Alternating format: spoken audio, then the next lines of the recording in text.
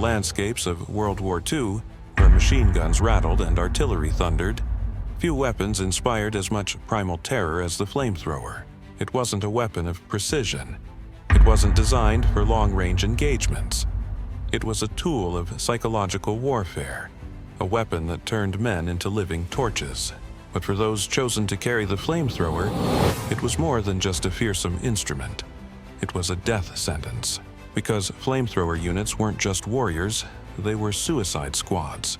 Today, we're going to step into the boots of these men, uncovering why those who wielded fire in World War II rarely lived to tell the tale. The flamethrower, a weapon of fear, not efficiency. The concept of projecting fire at one's enemy is as old as warfare itself. But by the time World War II ignited, the flamethrower had evolved into a mechanized instrument of terror. From the German Flammenwerfer 35 to the American M2 flamethrower and the Japanese Type 100, these devices shared a common design: a backpack filled with pressurized flammable liquid, connected to a handheld nozzle capable of spewing fire across 20 to 40 meters. In theory, flamethrowers were assault weapons used to clear trenches, bunkers, and fortified positions where bullets and grenades failed. But their true power wasn't in tactical superiority, it was in psychological devastation. The sight of a wall of fire surging towards entrenched defenders often caused immediate surrender or frantic retreats. Yet, for the soldier carrying the flamethrower, the weapon's effectiveness came with an unforgiving price: total vulnerability. The walking bomb. Why flamethrower operators were easy targets. Carrying a flamethrower into battle was akin to strapping on a giant, highly flammable target. The tanks on their backs were filled with gasoline or specialized gels like napalm, substances that, when ignited, would engulf the operator in an instant. These soldiers moved slower due to the heavy weight, often up to 70 pounds, 32 kilos of fuel and equipment.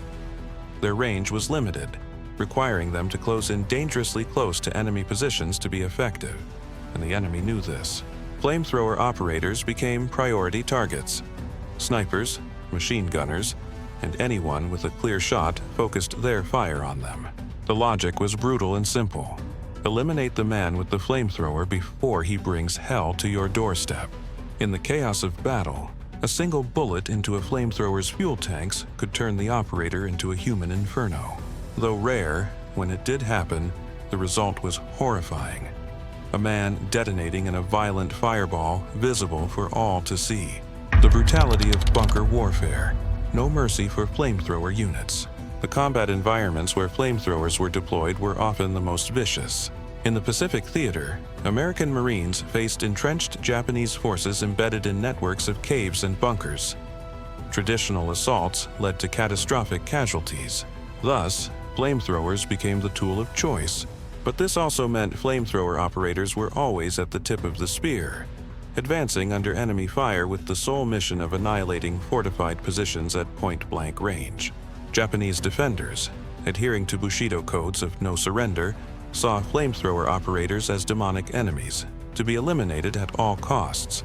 Reports from Iwo Jima and Okinawa recount flamethrower operators being targeted with grenades, bayonet charges, or even suicidal attacks by Japanese soldiers willing to die just to take down one man with a flamethrower. For the Germans on the Eastern Front, Soviet troops would launch frenzied counterattacks specifically aimed at flamethrower squads, knowing that as long as the flame men stood, their bunkers offered no sanctuary. Mercy was a luxury neither side could afford. The psychological toll, the men behind the flames. Operating a flamethrower wasn't just physically dangerous, it was mentally scarring. These soldiers weren't snipers picking off enemies from a distance. They saw their targets up close, saw them burn, heard their screams. Many flamethrower operators suffered from severe psychological trauma, haunted by the vivid, gruesome memories of the men they incinerated. In some units, flamethrower soldiers were regarded with a mixture of awe and quiet distance. Even among comrades, they were often seen as the cursed ones, carrying out a job no one envied. For some, the weight of what they did became unbearable, leading to breakdowns and battle fatigue. Yet, despite these horrors, The necessity of their role in assault operations ensured a constant demand for flamethrower units. The tactical death trap, vulnerabilities of flamethrower design. Flamethrower technology in Double Dewey was rudimentary compared to modern standards. The fuel tanks were often made of thin metal, barely offering protection against shrapnel or small arms fire. Pressure valves and hoses were prone to malfunction, especially under battlefield stress. Moreover, the act of firing a flamethrower revealed the operator's position immediately.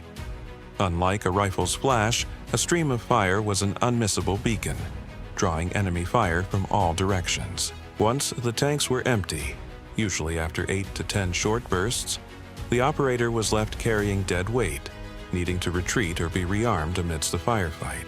In many cases, after expending their fuel, flamethrower soldiers were repurposed as riflemen, despite being physically drained and mentally spent.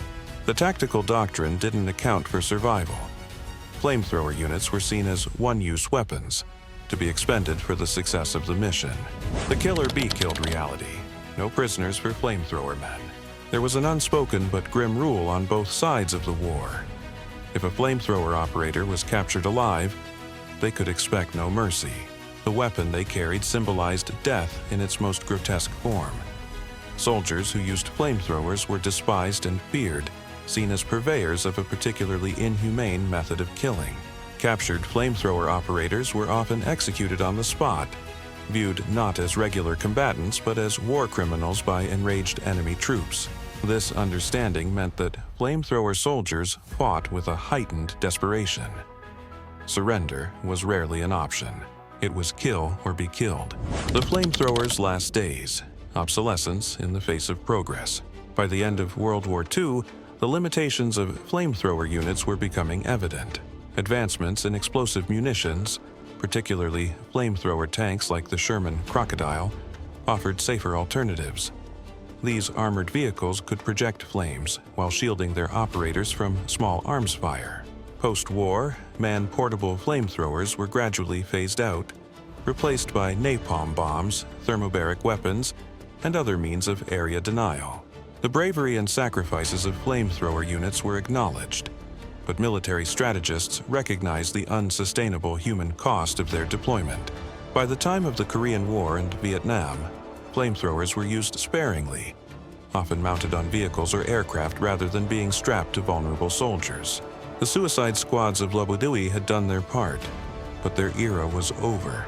In the chronicles of military history, flamethrower units remain among the most harrowing symbols of man's descent into total war.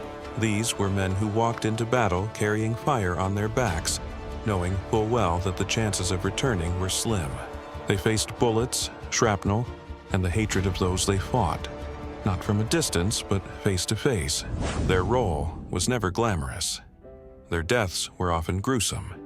But in the darkest crucibles of combat, when trenches needed clearing and bunkers refused to fall, it was these suicide squads who stepped forward. They didn't fight for glory, they fought because someone had to bring the fire. For every bunker that fell in silence, there was a man who carried fire into its mouth, knowing he might never walk away.